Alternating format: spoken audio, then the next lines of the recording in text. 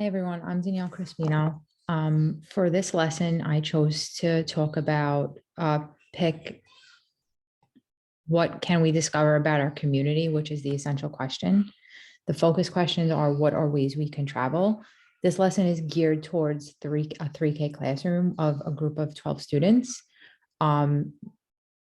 We have ELL students in the class, so I also incorporated resources that would aid them.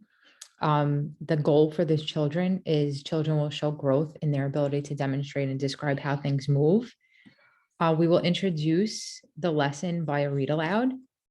The read aloud I chose to do was Transportation in My Neighborhood by Shelley Lyons.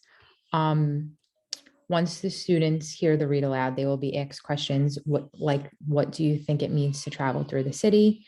What do you think the word travel means? On our way to school, do you notice different ways people travel? And then let's talk about ways we can travel. I have provided visuals for the ELL students as well as prompting. Once the read aloud and mini lesson is complete, I will take a group of 3 students to a small assessment and have them draw their favorite way to travel based on what they've seen in the book, and then talk about how this vehicle travels. So during the mini lesson, I've provided small felt objects of different modes of transportation, like car, airplane, train, bus, bike, as well as different pieces like the street, a cloud, train tracks, and have students match them. The materials that were provided are paper, crayons, assorted markers, pictures of ways we can travel. I'm going to share my screen and show you my lesson plan.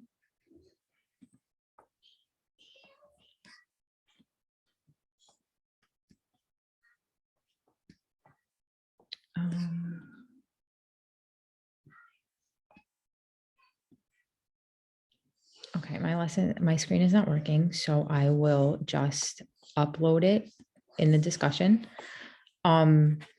And I will also attach the assessment that I chose to create for the students. I chose to do an anecdotal log that will attach to the back of their artwork, where it's separated into observation and then student-oriented goals. So in the assessment, I'll observe the student fine motor skills, as well as their ability to verbally tell me what they're drawing and why they drew it. However, if we have students that are unable to verbalize their thoughts, I will allow them to match the felt pieces and take a picture and use that as their assessment. I find that this was one of the best lessons to do for literacy. The purpose of it is so that they can recall what they see during a read aloud or hear, make connections to real life scenarios. Brenda Camp states that biology is human for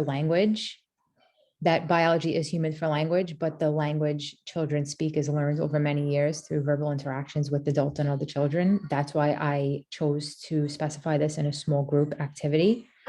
I also think that the assessment that I chose to create is sufficient for 3K because